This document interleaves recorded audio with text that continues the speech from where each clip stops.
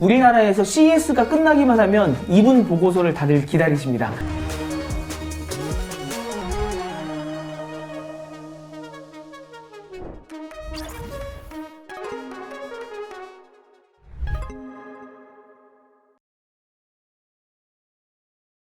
나머지로도 컨퍼런스가 엄청나게 많았잖아요. 네. 그 중에서 저기 팀장님께서 이제 꼽아주신 회사들이 네. 한 6개 정도 꼽아주신 네. 것 같은데, 네. 삼성, LG, 현대, 네. 소니, 엔비디아, HTC를 네. 꼽아주셨는데, 여기서 삼성, LG, 현대는 그래도 우리나라에 좀 보도가 많이 된 것 같으니, 맞아요. 그거에 있어서 한번 좀 압축적으로 한번 설명해 주시면 어떨까요? 압축적으로요? 네. 삼성전자 같은 경우에는 저는 이제 두 가지로 할 수 있어요. 연결, 스마트 띵스로. 아. 근데 저는 재밌었던 게 스마트 띵스면 그 홈이잖아요. 네네. 그냥 가정용인 것 같은데 네네. 에너지 관점에서 홈을 접근하면서 B2B 사업을 많이 진행하는 것 같아요. 아, 이게요? 예, 오. 예를 들면 테슬라와 협약을 하면서 네. 자동차 저장 장치에 있는 테슬라 같은 경우에서는 파워월이라는 저장 장치가 있거든요. 네네. 근데 자동차가 충전이 제일 중요하잖아요. 네네. 이게 만약에 우리나라는 안 그런데 미국은 가끔씩 끊길 때도 있거든요. 아, 아직까지도. 네, 네. 끊길 경우에서는 네. 가전을 좀 줄이고 어. 전기를 테슬라 쪽으로 간다는 거, 그걸 연결시켜서 하는 부분들. 어. 그래서 협력을 하는 부분들이 있고요. 네. 그 다음에 에너지 기업인 서던 컴퍼니와 함께 네. 우리는 스마트홈이 가정만 하잖아요. 네. 여기는 멀티 디벨러 유닛이라고 하면서 아파트 같은 개념, 같이 엮어가지고 에너지를 줄이는 거. 아. 예, 스마트띵지를 많이 활용하면 그래 그런 관점으로 간다. 그다음 현대자동차하고 협약에서는 집 근처에 오면 차고가 열린다. 아, 예, 네. 이런 관점에서 스마트띵지를 B2C가 아니라 B2B 관점에서 접근하는구나. 이게 조금 특이했었습니다. 네. 예, 뭐 연결은 너무 당연한 거고요. 네. 예, 그리고 시각, 비전 플러스로 강화된 AI 제품군이라는 관점이었는데 두 번째인데요. 네. 언제 볼 수 있을지는 모르겠지만 반려로 로봇 2021년도 볼일이 나왔었는 것 같은데 이번에는 눈의 앞뒷면에 있는 카메라하고 프로젝터를 네. 하면서 돌아다니면서 언제든지 내가 있는 공간에서는 커뮤니케이션도 할 수 있고 미디어도 볼 수 있고 이런 관점에서 조금 특이했던 부분인 것 같습니다. 뿐만 아니라 예전에 상상만 했던 부분 네. 냉장고에 AI 비전 인사이드라고 하면서요. 카메라로 냉장고에 뭐 있는지 네. 그래서 뭐 유통기한 지날 거는 미리 알려주고 네. 빠지면 요거 채워주세요. 이런 네. 부분들을 진행할 수 있는 부분들이 아닐까라고 네. 하는 부분들이 좀 보이는 것 같습니다. 중요하죠. 네. 진짜로. 그것만 잘 돼도 사실 이 음식물 쓰레기 많이 줄일 수도 있고요. 그렇죠. 네, 네. 예, 그래서 나중에는 이런 상상을 했던 것 같아요. 잘 보여서 네. 그다음에 여기서는 삼성푸드라는 앱을 가지고 했는데 뭐 나중에 월마트나 이마트 같은 게 연동돼가지고 바로 주문돼서 네. 채워질 수 있도록. 네. 예, 그게 로봇이 되면 진행이 잘 되겠죠. 알아서 잘 채워주는 거. 예. 네. 아마 언젠가는 가사에서 진짜 해방될 수 있는 게 아닐까라는 꿈도 한번 아직까지는 비전이니까 네. 그런 부분들을 생각할 수 있지 않을까라고 네. 생각이 되고요.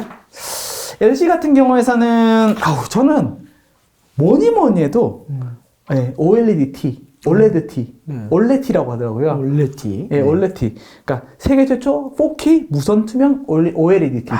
그거요. 예. 네. 네. 근데 철학이 이런 얘기를 하더라고요. 재밌었던 게. 자, 지금까지 TV는 크게 네. 봤었거든요. 그죠. 크게 하다 보니까 공간을 많이 차지해요. 그러다 보니 공간을 많이 차지하니까 네. 공간을 어떻게 활용할까라는 부분을 컨셉을 원래 이제 기술은 계속 나왔는데 그런 관점에 접근한 것 같아요. 예. 그리고 두 번째는 이제 자동차, living space on hill. 예, 바퀴 달린 생활 공간. 차 안에서 커피도 먹고, 티도 마시고, 네. 그 다음에 회의도 하고, 게임도 하고, 그러니까 가전의 LG, 그러니까 생활 속에 있는 LG 넘버원이 아니라 자동차까지 그 공간에서는 LG가 다 먹겠다. 이런 부분에 대한 표명을 한 것 같습니다. 퀄컴이 칩으로 상상하고 LG가 가전으로 상상을 했군요. 그 공간을. 그렇죠. 예, 그거 써먹어도 될 것 같은데요. 예, 네. 각자의 입지에 따라서 그 공간을 다 상상을 하는 것 같아요. 네. 삼성은 그 공간을 집에 머무르지 않고 전 도시로. 네. 모든 게 어떻게 보면 그 상상력의 크기를 가지고 보는 게 약간 좋은 것 같기도 해요. 네. 그 마지막으로 현대 같은 경우에서 네. 보시면 현대는 두 가지 에너지와 모빌리티. 네. 에너지는 현대에서 지금 제공하는 게 수소 경제 관련된 부분을 전 그룹사에서 수소 생태계를 만들겠다는 부분이 있었고요. 네. 두 번째는 이제 자동차 산업의 키가 이제 전장화 되면서 이제 소프트웨어가 중요해지고요. 소프트웨어 관점에서 SDV, Software Defined Vehicle 말씀드렸던 것처럼 그 자동차에서 하드웨어와 소프트웨어를 분리시킨다.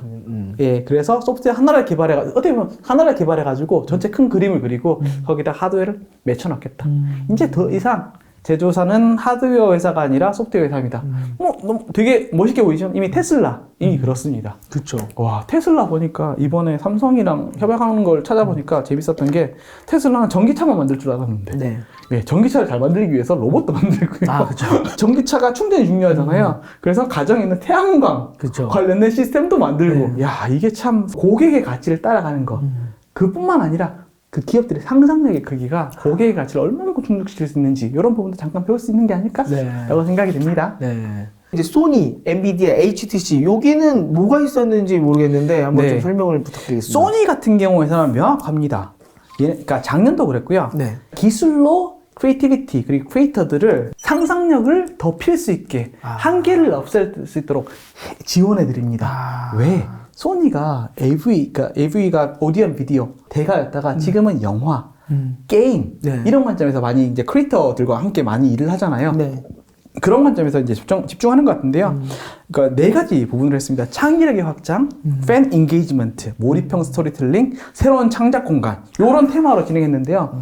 사실상 보면 창의력 확장은 영화관, 영화 제작에 있어서 관련된 제품군이나 기술력을 훨씬 더 좋게 할 겁니다. 근데 뭐 토치라이트 같은 경우는 디지털 트윈처럼 해서 시뮬레이션 일단 돌려가지고 그러니까 정확한 그 동선이나 이런 걸 해가지고 딱 정확하게 영화를 찍을 수 있도록 해드립니다. 시뮬레이션 다 해가지고. 예. 미국 같은 경우는 워낙 한국도 점점 그렇게 되고 있고요. 영화 배우가 비싸니까 시간을 더 지체를 못한다고 한답니다. 그래서 정확하게 시뮬레이션 하는 게 중요하기 때문에 토치라이트가 있고 가상 프로덕션.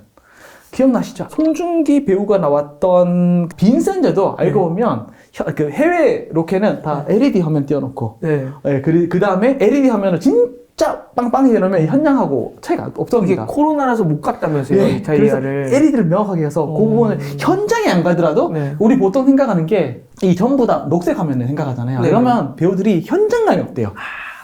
감성적인 거잖아요. 그래서 화면을 현장처럼 보여주는 거. 그걸 틀어놓고 하는데 그게 가상 프로젝션을 제공한다고.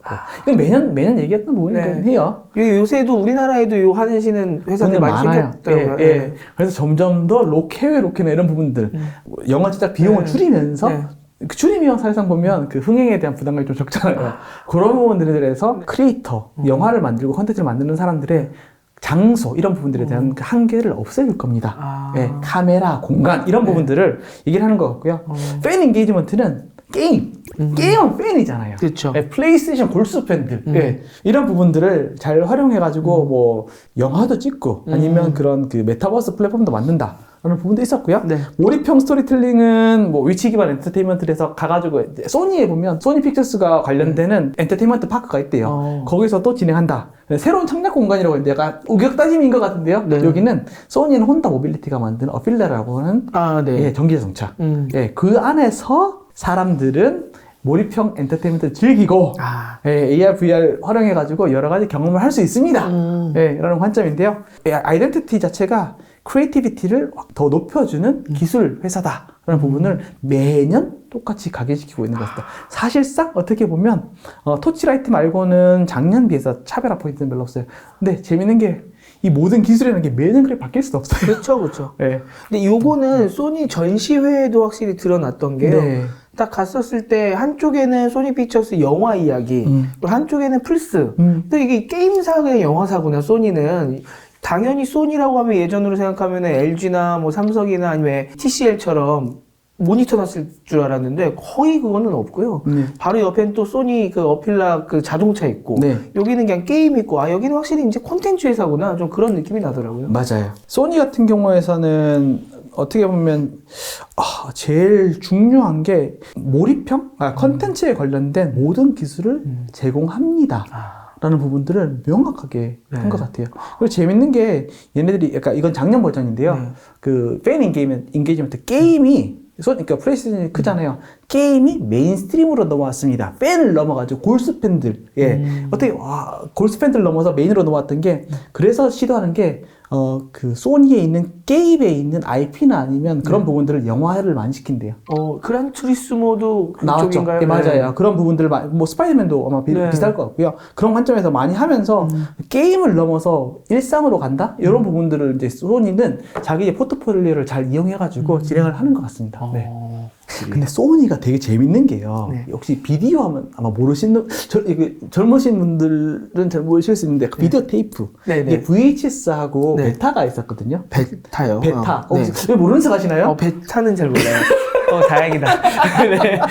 왜냐하면 예전에 비디오 테이프도 경쟁을 했었는데, 우리가 예전에 비디오 테이프 썼던 건 다 VHS. 네. 비디오 다 그렇게 됐었거든요. 재밌는 게 왜 소니가 이런 컨텐츠 기술을 가지게 됐는가? 네. 예전에는 VHS와 베타라는 그 표준에서 져서 소니가 망했다라고 생각했거든요. 네. 근데 재밌는 게 VHS는 일반, 베타는 방송국, 그 다음에 고퀄리티 컨텐츠를 하다 보니까 영화, 그 다음에 그 음향이라고 얘기했던 것도 뭐냐면 소니가 그 스페셜 오디오나 이런 부분들까지 정말 신경을 많이 써서 해요. 현장감 있는 영화를 만들어야 되기 때문에 그런 기술들이 옛날에는 소니 비디오 표준 전쟁에서 졌구나라고 생각했는데 그걸 넘어가지고 새로운 산업을 만드는 건 되게 훌륭했던 부분인 것 같아요. 그래서 그게 뿌리가 돼서 지금에 있는 크리에이터들 그리고 창의성을 더 높여주는 기술 회사가 됐다라는 부분까지 나올 수 있는 것 같습니다.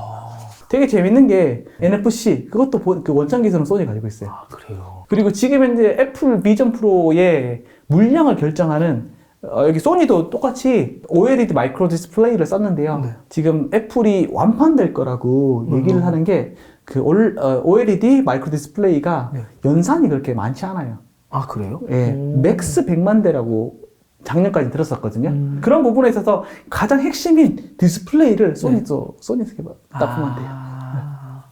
그렇군요. 네. 하여튼 보면 오디오 디스플레이 그리고 컨텐츠에 관련된 테크놀로지는 참 소니가 차근차근 그리고 이미지 센서 카메라에 들어가는 핵심 그것도 소니가 1등이잖아요. 생각보다 정말 갖고 있는 게 많은 회사인 것 같아요. 네, 하나에 그렇게 집중한다는 게 탄탄했을 때 확 퍼져나갈 수 있는 게 의미가 있는 것 같아요. CS를 얘기했지만 기업의 상상력에 따라서 그렇죠. 비즈니스가 커질 수 있다는 부분 얼마만큼 그 시장에서 탄탄하게 1등인지가 나중에 더 확장될 수 있다는 부분 이런 것들도 같이 얘기할 수 있는 시간도 되네요. 네. 아까 테슬라 말씀하신 거랑 비슷하네요. 자동차 잘 만들려고 하다 보니까 로봇도 만들고 뭐 태양광도 만들고 하는 것처럼 네, 맞아요. 소니도 표준이 아니었는데 얘 잘 만들려고 하다 보니까 이것도 잘하고 저것도 잘하고 뭐 네, 계속 확장을 해나가요. 맞아요. 이제 기업의 전략까지 다루는 프로그램이에요. 이것이 바로 디테일즈입니다. 네. 그러니까 소니까지 한번 알아봤고요. 네. 그 다음에 눈여겨볼 곳이 있다고 하면 엔비디아. 네, 엔비디아. 자기들 컨퍼런스가 제일 크잖아요. 네. 진짜 크잖아요. 네. 그래서 그냥 슬쩍 보여주는 거. 아마 그 영상으로만 나온 것 같은데요. 아마 요즘 가장 그래도 메타버스 때도 그 AI 때도 제일 핫한 기업은 엔비디아. 당연히요. 이 두 가지를 포괄해서 가장 핫한 거는 엔비디아일 거고요. 그다음에 XR 기기가 되더라도 엔비디아는 핫할 거예요. 아까 말씀해주신 뭐 인텔이니 퀄컴이니 뭐 AMD니 이런 데 다 지금 타도 엔비디아 뭐 이런 거 맞아요. 아닐까? 어떻게 보면 이제 이게 큰 구찌가 엔비디아가 있고요. 그다음에 이게 클라우드는 엔비디아. 그다음 나머지에서 그 엣지라고 하면 디바이스에서는 막 퀄컴, 뭐 인텔 뭐 등등. 심지어 엔비디아도 여기 들어가 있죠. 경쟁하는 것 같아요. 그렇죠. 여기서는 사실상 보면 딱 세 가지를 얘기했습니다. 세 가지로 정리할 수 있는데요. 한 개가 사실 뭐니 해도 생성형 AI, 젠 AI의 핵심은 물이다. 물이다. 우리 거 쓰면 더 좋아진다. 딱 얘기한 것 같고요. 두 번째는 엔비디아가 원래 그 AI 전문이 아니고 게임 전문. 그래픽 카드가 원래 기억나실지 모르는 게임이었거든요. 그렇죠. 그래서 이제 얘기를 하는 게 이게 2012년도에 게임 엔비디아 그래픽 칩셋을 가지고 토론토 대학에서 연구진에서 쿠다라는 그 소프트웨어가 있대요. 그걸 가지고 CNN을 다시 돌렸더니 진짜 실행 가능하다라고 하면서 자기들이 커기 시작했다고 하더라고요. 와, 제가 이때 그 논문만 알았어도 다들 지금 부자가 돼 있을 그렇죠. 공부를 열심히 해야 될 것 같습니다. 그런 관점이고요. 게이머들한테는 딱 이제 NPC 게임사들한테 제일 고민이 그거잖아요. NPC한테 LLM 집어넣어가지고 하는 부분들. 이것들이 얘네들로 합니다. 이게 심지어 NPC를 가지고 여러 가지 들어가더라고요. STT, Speak to Text. 내가 어떻게 말하는 거에 따라가지고 NPC가 반응이 다르게 한다는 거. Quirky is one word for it, Jin. I think we're just too real to be anything but flesh and blood. You're not wrong, Jin. Sometimes I wonder if we're all just part of some elaborate cybernetic dream. If we were AIs, I'd be the one cracking jokes about the singularity over a bowl of ramen. 그래서 거기에 따라서 내가 반응을 해가지고 한 부분을 그러니까 말하는 거, 디지털 휴먼 기술, 예, 그거. 그 다음에 걔네들이 나한테 말해야 되잖아요, TTS. 네. 예, 그 부분까지 다 포괄한 걸 한 방에 제공할 수 있습니다. 예. 그 다음에 엔비디아 RTX 리믹스라고 하면서 우리 나름의 레트로 게임들 괜찮잖아요. 네네네. 근데 약간 애매한 게 있어요. 픽셀 막 들어가는 레트로 게임만의 어떤 그 향수가 있거든요. 네. 근데 이게 고그래픽 퀄러티인데 지금보다 낮아요. 그건 조금 애매한 부분이 있거든요. 네. 그걸 가지고 4K로 그리고 텍스처도 좋게 그냥 바꿔줍니다. 라고 하는 그런 그 솔루션 RTX 리믹스라는 제품 만들어냈습니다. 예, 얘기를 하더라고요. 그 다음에 트위치에서 다중 그 인코딩 라이브 스트리밍. 네. 예를 들면 스트리머가 여러 명한테 보낼 때도 똑같은 속도와 똑같은 퀄리티로 보내야 된대요. BPS도 그렇고. 네. 그러면 사용하는 환경에 따라 가지고 다 다르거든요. 네. 근데 그 부분 없이 사용하는 환경에 맞춰 가지고 다르게 보낼 수 있다. 이런 부분들을 스트리머한테 주는데 저긴 여기서 생각했던 게 아바타랑 이렇게 붙이면 예, 요 사람한테 보내는 건 요 아바타로 보내고, 그러면 요 사람한테 보내는 요 아바타로 보내고, 하면 그러니까 보는 사람에 맞춰가지고, 네. 그 사람이 좋아하는 그 컨텐츠나 아니면 그 스트리머의 모습을 보이기 때문에 조금 더 보는 사람 입장에서 커스터마이징 할 수 있는 부분도 있지 않을까라는 상상을 해볼 수 있었습니다. 네. 그리고 제일 중요한 게, 이제 큰 게, 자, 엔비디아가 가상을 다 먹었잖아요. 네. 메타버스도 그렇고 AI도 그렇고 그 다음 뭘 먹고 싶을까요? 온라인 다 먹었어요. 그럼 오프라인입니까? 그렇죠. 그걸 먹기 위해서 로봇에 관련된 시뮬레이션 도구를 엔비디아가 이삭이라고 하면서 네. 예, 만들어서 제공하고 있는데요. 아까 전에 지멘스의 엑셀러레이터도 핵심은 엔비디아의 옴니버스 라는 메타버스 플랫폼. 그 다음에 마지막에 산업용 로봇으로 붙는 게 이삭이라는 솔루션. 네. 그래서 속속들이 무서운 회사예요. 온라인도 먹고 오프라인도 먹으려는 시도를 예전부터 꾸준히 해오고 있는 것 같습니다. 별걸 다 아는 엔비디아. 좋네요. 네. 그리고 이제 마지막으로 한번 HTC. 네. 여기도 왜 여기는 그 주목을 해야 될 이유가 뭐가 있어요? 여긴 스페이셜 컴퓨팅. 신기한 게, 잠깐만 네. 2007년도, 2008년도로 돌아가 봅시다. 2007년, 8년이요. 그때 기자님 뭐 하셨어요? 학생이었습니다. 진짜요? 네.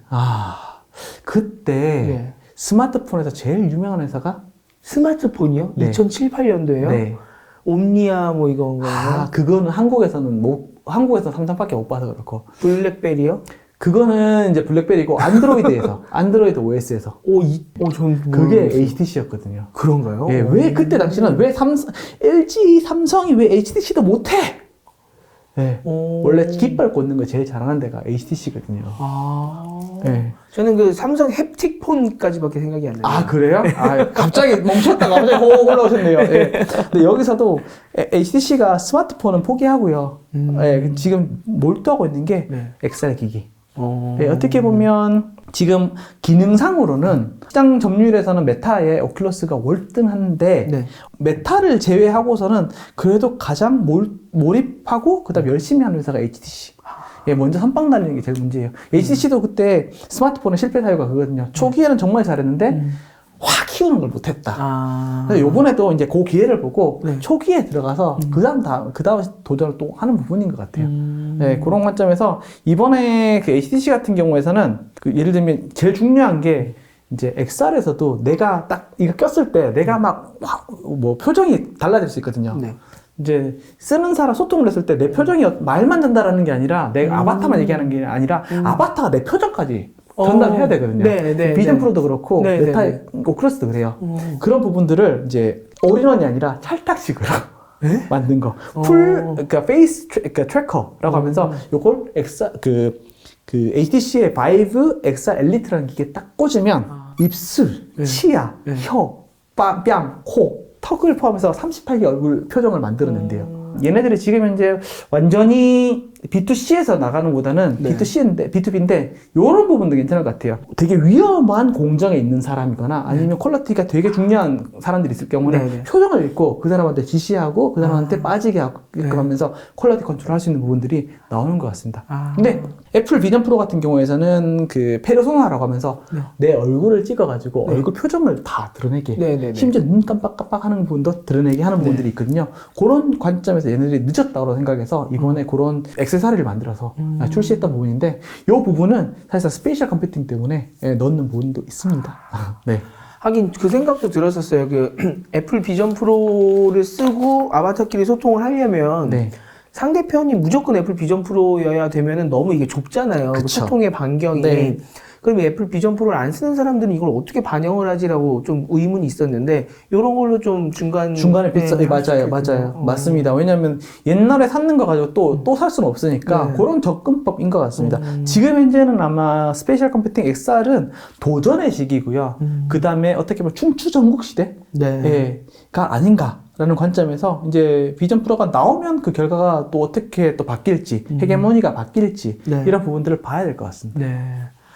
자, 이렇게 한번 저희가 그 많은 발표들을 이렇게 도장 깨기 식으로 쭉 정리를 해봤고요. 근데 기자님께서는 이 도장 깨기 중에서 뭐가 제일 재밌어요? 재밌는 거요? 네.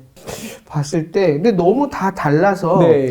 한 가지를 꼽는다기보다는 확실히 B2B에 좀 주목을 해야겠구나라는 생각이 들어요. 지멘스? 네, 지멘스도 그렇고, 뭐 지금 엔비디아 쪽도 그렇고, 소니도 그렇고요. 네, 소니도 그렇고, 이게 현장에 갔었을 때는 B2C만 자꾸 보게 되니까 그게 또 화려하기도 하고요. 맞아요. 근데 진짜 돈은 B2B에 있구나. 그쵸. 그런 게 좀 이렇게 정리해 주시는데 들리네요. 그래서 그런 면에서 좀 한번 이제 총정리를 좀 한번 해주시면 좋을 것 같아요. 이것들 한번 봤을 때 올해 이제 산업 트렌드 어떻게 될지를 좀 몇 가지 한번 정리를 해주시면 어떨까. 올해 산업 트렌드는 제가 봤을 때는 딱 세 단어인 것 같아요. 한 개가 AI. 네. 그리고 소프트웨어 중심, 그리고 전환, 그 디지털 트랜스포메이션이라고 하잖아요. 네. 그런 쪽에서 B2B에서 훨씬 더 AI는 B2C와 B2B를 아우를 거고요. 디지털 트랜스포메이션에서는 그 소프트웨어 중심으로 가는 부분들이 계속 더 진행된다. 네. 그리고 세 번째는 하드웨어에서 XR 스페이셜 컴퓨팅 새 지평을 연다. 네. 그 관점으로 보면 좋지 않을까 싶습니다. 네. 그러니까 말씀드렸던 애플이 안 나왔지만 네. 애플이 선빵 때린 것처럼 네. 모든 관심이 그렇게 간 것처럼 하면서 스페이셜 컴퓨팅은 반드시 올해 주목해야 되는 부분이 아닌가라고 생각이 듭니다. 이게 어차피 메타버스잖아 라고 이렇게 좀 등한시 하셨던 분들은 확실히 다시 각성을 하셔야 되겠군요. 확실히 각성을 하실 부분이 있는데 사실 메타버스가 되게 두리뭉실한 개념이고 디지털에 관련된 모든 걸 얘기하는 거거든요. 예, 모든 걸 얘기해서 예전에는 어떻게 보면 디지털 온리였었어요. 그냥 마인크래프트 그다음에 러블록스에서 그냥 디지털에서 노는 뭐 하는 건데 한계가 있잖아요. 현실이 없는데 XR은 디지털을 현실과 접목시키는 거니까 하시면 돼요. 접목시켜가지고 그 부분을 AR이나 VR 같은 경우에서는 그 한계가 있는데 MR 같은 경우는 점점 더 그 경계를 없애가는 부분인 것 같아요. 네.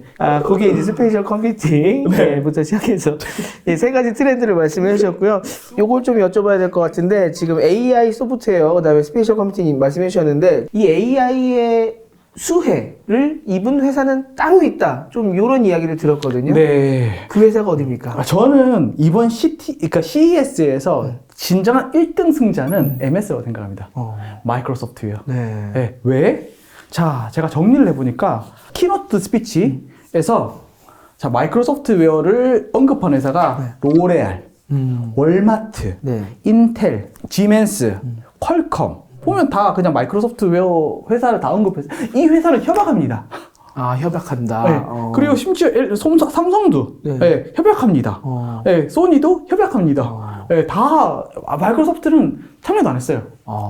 그래도 다들 마이크로소프트웨어랑 협약을 합니다. 합니다가 어떻게 보면 마케팅 수단이 되는 거죠. 그 키노트 하려면 원래 돈도 많이 내야 되지 않습니까? 그리고 심지어 월마트에서는 월마트 세션에서는 마이크로소프트웨어 CEO가 나와서 자기 얘기도 몇 분 했었어요. 그래요? 그러니까 돈도 안 쓰고 네. 가만히 있어도 광고되는 게 마이크로소프트웨어죠. 자기가 키노트를 하면은 분명히 이 자기 키노트 때문에 다른 데에서 초대를 안 해줄 텐데 본인들은 그냥 아무 데도 참여 안 하고 모든 키노트와 모든 발표장이 항상 존재했군요. 네. 맞네요. 존재했네요. 존재하지 않았지만 모든 곳에 존재하는 게 마이크로소프트였습니다. 진정한 승자죠. 돈 한 푼 안 쓰고 모든 사람들이 추앙하는. AI가 눈에 전혀 보이지 않았는데 MS는 눈에 보였다는. 그렇죠. 확실히 기자님에서 저 써먹을게요. 보이지 않는 MI 실질적으로는 가장 승자다. 그랬던 것 같습니다. MS가 진정한 승자였다. 이번 CES는 AI가 주인공이 아니라 MS가 주인공이었다. 그렇죠. 라는 말씀 들어봤고요. 요거 분야는 한번 좀 이렇게 제가 한번 짚고 넘어가 봤으면 좋겠는데, 네. 직접 현장에 갔을 때도 진짜 눈에 많이 보였던 게요. 사실은 되게 지루한 기술이라고 생각했던 헬스케어였거든요. 근데 이 헬스케어가 지금도 제가 이걸 차고 있습니다만, 결국 나오는 거 뭐 심장 박동수, 뭐 그다음에 뭐 걸음수, 별로 재미는 없어요. 근데 이번에 갔더니 헬스케어가 굉장히 넓게 좀 퍼져 있는 느낌이더라고요. 맞습니다. 하다못해 이게 뭐 무거운 거 짚을 때 이 몸에 그 보조 로봇이라고 하나요? 그런 것도 예전에는 뭐 한 개가 나오면은 막 전 언론사가 달라붙어 갖고 저렇게 하면은 뭐 60kg, 100kg도 거뜬히 들 수 있습니다 이랬는데 이번에는 그런 제품들이 막 되게 여러 군데에서 나오고 그다음에 뭐 건강하신 분들뿐만 아니라 몸이 불편하신 분들을 위한 테크까지 뭐 엄청나게 많이 나오더라고요. 이 헬스테크에 관한 것도 한번 좀 정리를 해주시면 좋지 않을까 좀 네. 여쭤보고 싶습니다. 헬스테크가 헬스케어 그리고 웰니스 관련해서는 미국의 특정한 의료 시스템 때문에 활성화된 부분이 많아요. 왜냐면 말씀드린 것처럼 병원에 찾아가는 게 돈이 엄청나게 들고 네. 그리고 미국 같은 경우는 내가 선택한 의료보험에 따라서 찾아갈 수 있는 병원이 달라요.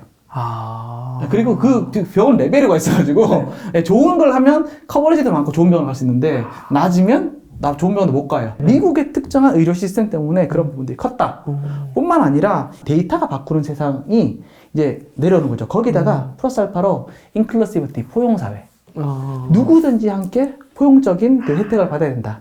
네, 그렇기 때문에 장애인 분들한테 훨씬 더 좋은 혹은 케어를 받아야 되는 사람들, 노인분들에 관련된 테크가 관심을 많이 받은 것 같아요. 근데 기자님께서 말씀하신 요 스마트워치 네. 이것도 출발점은 노인들 낙상 관련된 부분이었대요. 아, 이게 출발점이요? 네, 네. 그런데 누구나 사용하잖아요. 네. 그래서 보면 재밌는 게 이런 얘기도 들었었거든요. 컨퍼런스에서 나쁘게 말하면 나이가 들면 들수록 장애율이 높아집니다. 그죠. 네, 맞죠? 네. 거기에 따른 제품이, 그러니까 장애인을 위해서 만드는 제품이 아니라 어쩌면 우리 모두를 위해서 만드는 게 어떻게 보면 헬스케어, 웰니스에 관련된 제품입니다.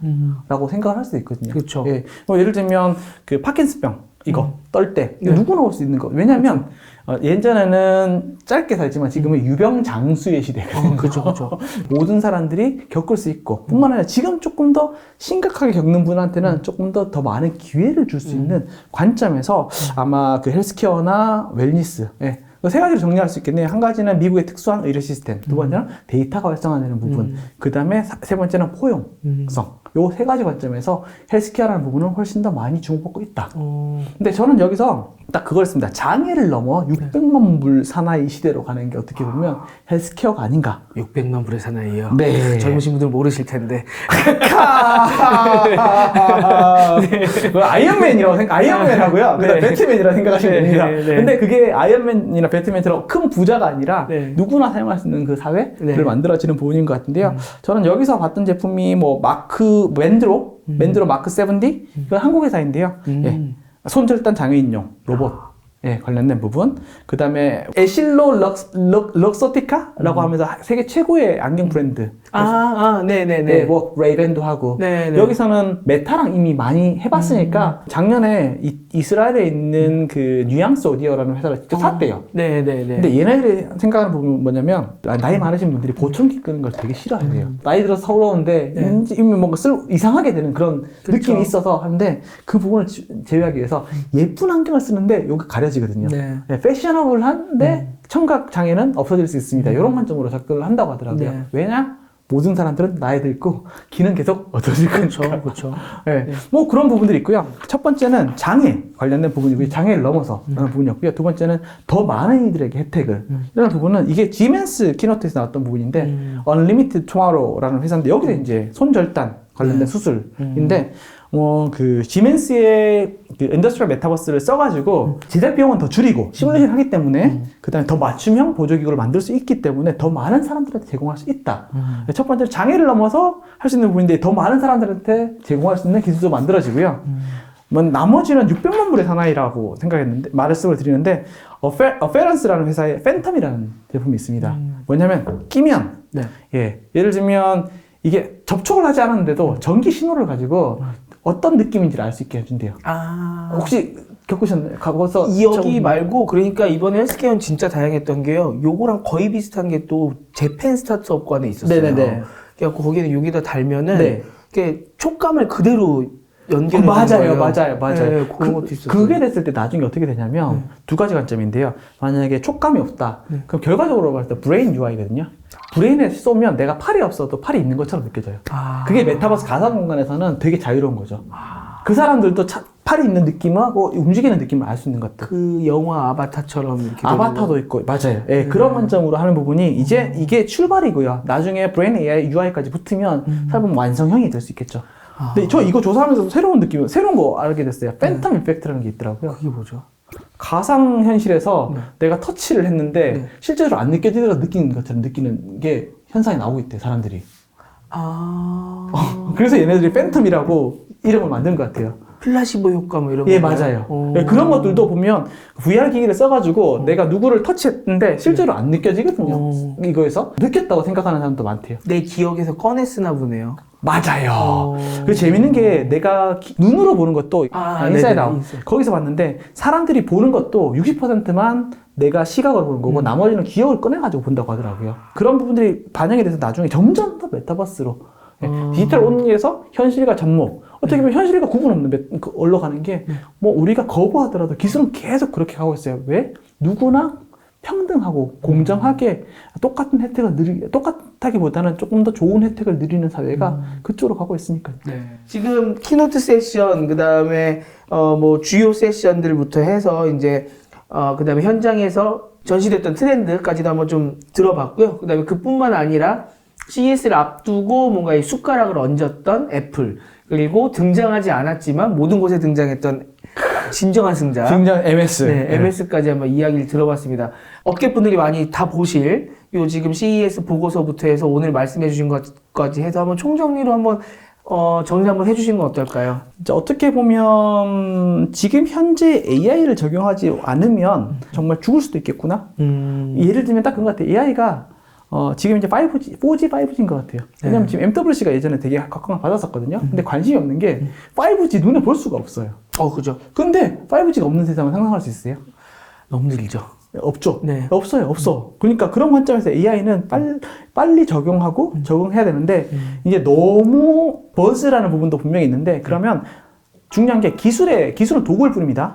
기술에 너무 휩싸이지 말고요. 내가 정말 중요한 게 뭔지, 나중심으로 필요성이 뭔지, 소비자 관점의 필요성이 뭔지를 먼저 알고 AI를 도입했을 때 실패가 없다. 하지만 피할 수 없기 때문에 나의 스스로를 먼저 알고 AI를 접근하자. 네. 그리고 무조건 접근을 해야 된다. 네. 네. 그리고 다가오는 스페셜 컴퓨팅 세상도 잘 준비하자. 네. 그 관점으로 한번 정리해 볼 수 있지 않을까라고 생각이 듭니다. 감사합니다. 이게 AI라는 게 나온 지 오래됐지만 사실 LLM이 뜨고 AI를 우리 모두가 막 이야기한 거는 불과 1년 전이잖아요. 네.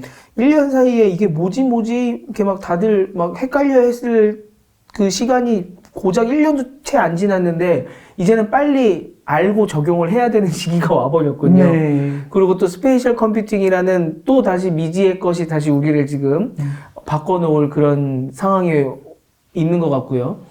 이게 생성 AI가 이렇게 우리를 바꿔놓은 거는 불과 1년이지만 스페셜 컴퓨팅은 그보다 더 짧아질 수도 있는 거잖아요. 네, 일단 더 짧아질 수도 있고요. 결과적으로 봤을 때는 사람이 가지고 있는 제한과 한계, 어떻게 보면 좀 더 크게 생각하면 경제학의 기본은 제약이거든요. 자원의 한계거든요. 네. 그러니까 사람이 가지고 있는 그 활동, 그리고 사람이 가지고 있는 상상력의 한계를 깨는 게 어떻게 보면 AI의 도움. 그 스페셜 컴퓨팅 공간에서 활동, 요 부분이 아닐까. 어떻게 보면 크게 이제 대의적으로 본다면 사람이 조금 더 상상력 있게 한계 없이 세상을 살아가기 위한 과정이 지금 이제 AI나 스페셜 컴퓨팅 또는 말씀드렸던 헬스케어, 웰니스에서 나타나고 있다라고 보시면 좋으실 것 같습니다. 네. 오늘 이렇게 총정리까지 한번 해봤는데요. 이번 CES 2024를 보시면서 여러분들도 지금 신 팀장님이 말씀해 주신 것처럼 자기 나름대로의 뷰를 한번 가지시고 또 앞으로 1년 동안의 사업 계획이라든지 아니면은 미래의 계획을 짜시면 좋지 않을까 생각을 해봅니다. 그리고 신 팀장님이 그 공개하시는 요 지금 PPT 자료도 네. 누구나 받으실 수 있으신 거죠? 다 오픈 시켜놨습니다. 그냥 네이버나 어디에 신동향 치셔도 되고요. 혹시 티타임즈 밑에 걸으실 수 있도록 제가 메일 드릴 테니까 그거 가지고 티타임즈 그 구독자분들이 아니면 그 보시는 분들이 누구나 쉽게 보실 수 있도록 했으면 좋겠습니다. 대신에 어디 올리실 때는 출처를 잘 밝히시고 출처 그 PDF로 했기 때문에 출처만 잘 밝히시고요. 많이 공유하시고요. 더 많은 분들이 그 혜택을 많이 입으셨으면 좋겠습니다. 네. 그리고 또 많이 또 교류하시면서 네. 업그레이드도 시키고 맞습니다. 네, 그럼 예. 좋을 것 같습니다. 정말 고생 많으셨고요. 네. 또 다른 이슈로 또 뵙겠습니다. 네. 네. 감사합니다. 감사합니다. 예. 네. 테크 트렌드를 뺀 내년 트렌드 전망이 무의미해졌습니다. 어떤 트렌드도 IT 트렌드의 중력을 벗어날 수 없습니다. 그래서 티타임즈가 준비한 2024 IT 트렌드 강좌 LLM이 모든 것을 집어삼킨다. 2024년은 챗 GPT를 만든 초거대 언어 모델 LLM이 모든 기기, 모든 서비스에 스며드는 원년이 될 것입니다. LLM이 스마트폰 이후 최대의 하드웨어 전쟁, 인터페이스 전쟁을 촉발할 것입니다. LLM이 모든 것을 집어삼킬 2024년, 우리는 어떻게 비즈니스 기회를 발굴해야 할까요?